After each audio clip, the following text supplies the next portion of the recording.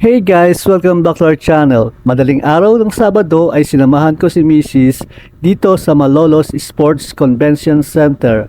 At syempre, kasama namin ang kanyang mga kaibigan. Pagdating namin dito sa City Hall, ibang klase ang energy level. Mapapaarya ka talaga. Sobrang saya at sigla. Grabe, ang daming tao dito. Usually, may mga senior citizens, students, at mga office workers na nagsusumba. Tingnan nyo, everyone is moving and having fun.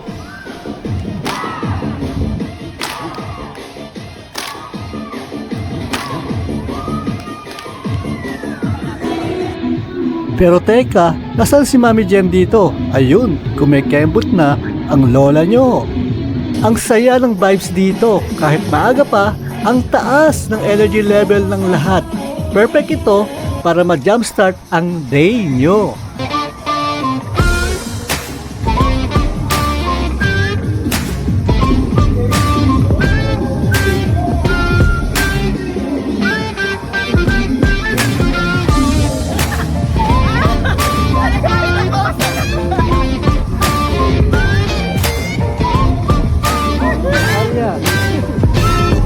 Kung bago ka sa Zumba, huwag mahiya, just follow along and have fun.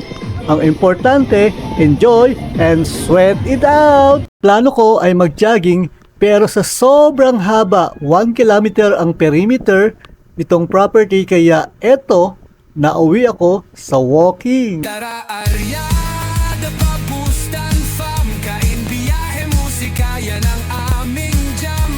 Pamilya'y buo, sasayay, sabay-sabay, halina't sumama sa trip na walang kapantay.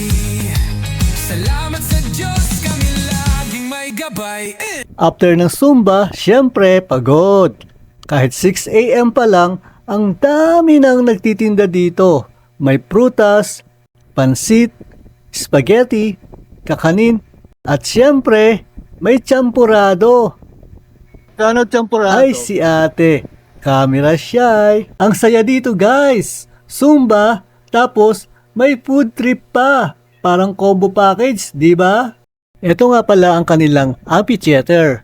Ito ginaganap ang ilang mga activities like Zumba, school activities, band and musical performance, at marami pang iba.